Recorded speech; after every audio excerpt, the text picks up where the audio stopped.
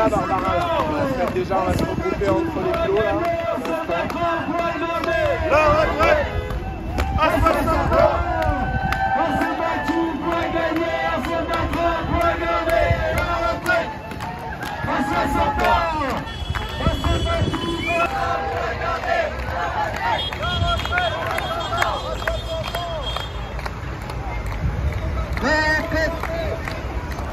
ans. On s'est battu pour la gagner, on se battra pour la garder. La retraite à 60 ans.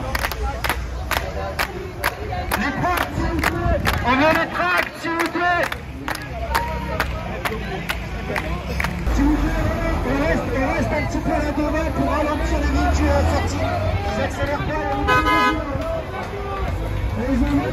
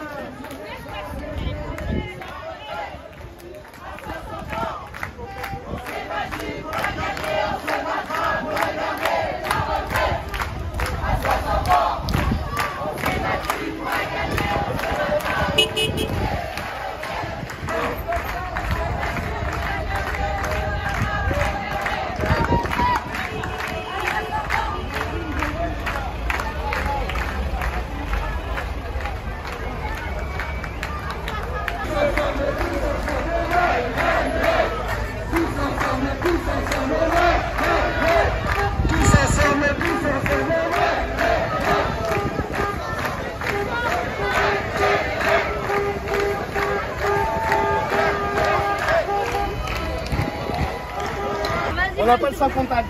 On prend les chèques. Bonjour madame, c'est péage gratuit, vous ne payez rien. Par contre, si vous avez une pièce de monnaie pour soutenir les caisses de grève. On prend pas le sans contact, on est désolé, on n'est pas encore.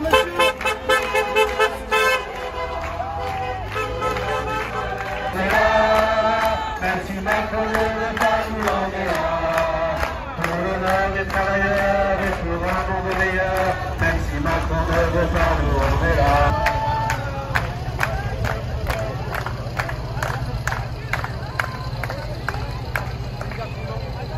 Il y a la police.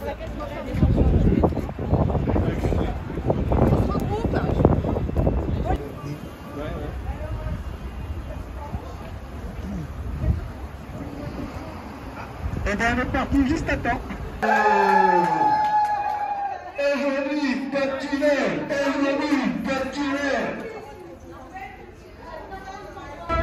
J'ai bloqué.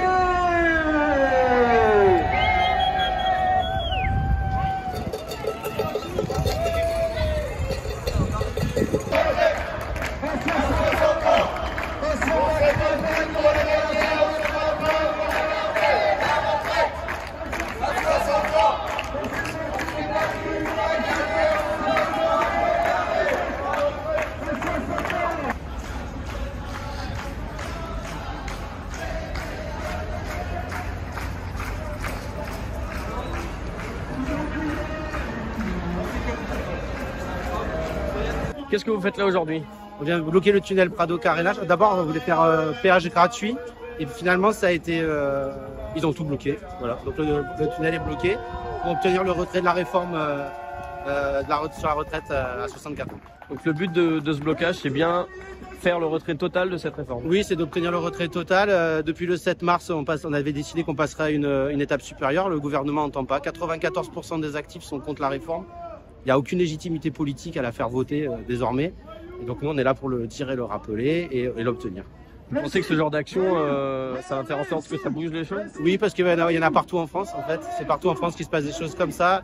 Et ça manifeste le désir de la population que le gouvernement tire son projet. Il va y avoir les manifestations de masse, encore une manifestation samedi là, à 14 h au Vieux-Port à Marseille.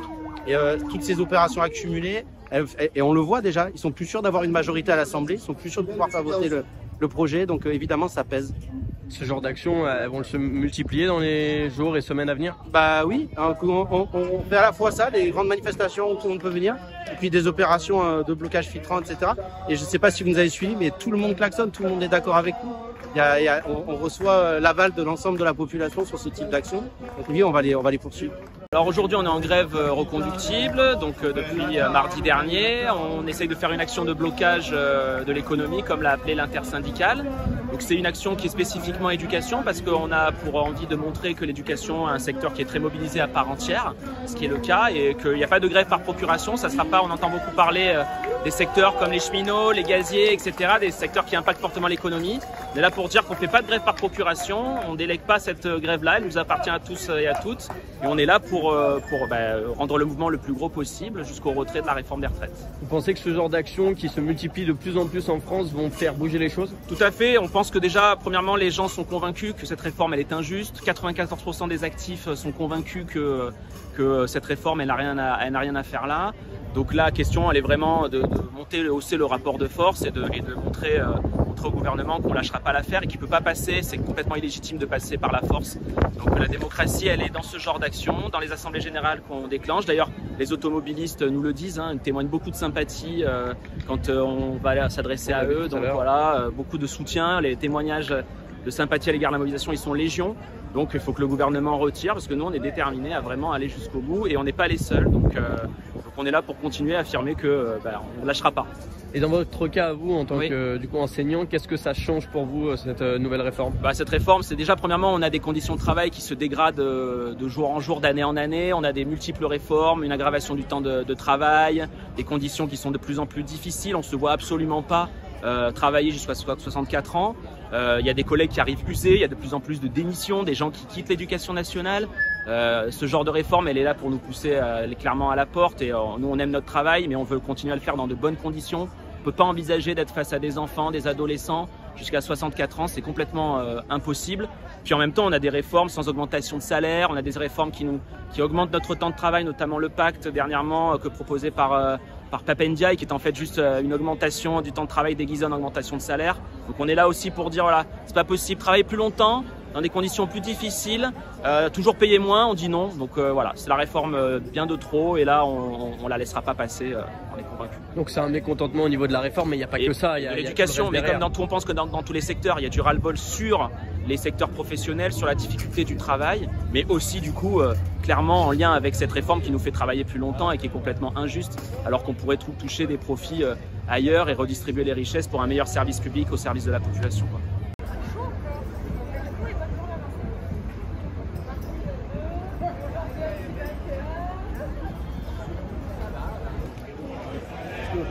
Aux barrières, vous venez distribuer vos tracts, pas de dégradation, tout se passe dans le calme, il n'y a pas de souci.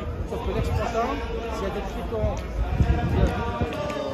sur les voies de circulation, il oblige à fermer. Voilà, ça n'impacte sur les usagers, sur l'exploitation, sur la sécurité, comme vous dites de la vôtre, comme celle des usagers. C'est la même chose sur le contrôle. Il y a des blocages sur des accès.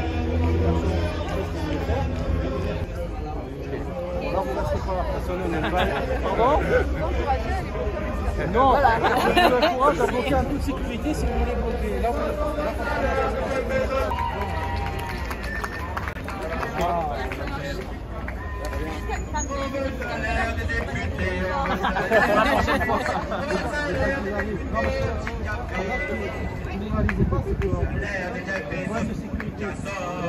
forcément connaissance, parce que là, on essaie de voir si ça se passe bien. En fait, voilà, je vois que ça ferme en amont, ça fait des ralentissements, on change en moto, là, il y a des barrières, il y a des gros freinages.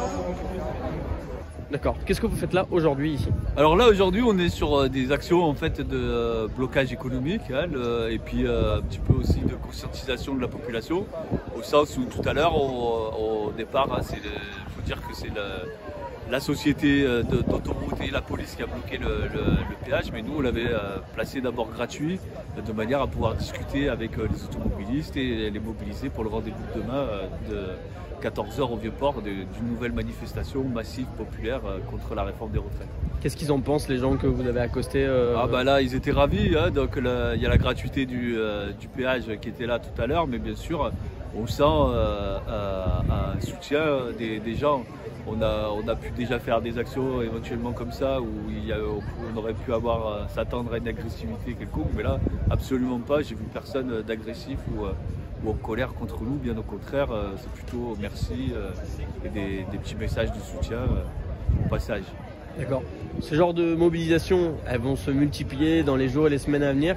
Elles se multiplient déjà en fait. Hein. Si vous regardez à travers le pays, il y a, depuis surtout le mardi dernier, hein, la grève historique et la journée historique du 7, il y a depuis ce jour-ci une multitude d'actions un peu à travers tout le territoire de ce type-là, de blocage économique, de discussion avec la population. Il y a tout un processus comme ça qui continue. Et vous pensez que multiplier ce genre d'action, ça va faire en sorte que ça va faire bouger les choses derrière? Alors multiplier ce genre d'action, oui, ça c'est intéressant, mais c'est en fait à coller aussi à un processus de grève, c'est surtout ça le plus important. C'est-à-dire que là, si on est là ce matin, voilà, par exemple, je devrais être face à des élèves en cours ce matin, et là, je suis là dans une action de blocage économique parce que je suis gréviste. Je suis gréviste depuis mardi.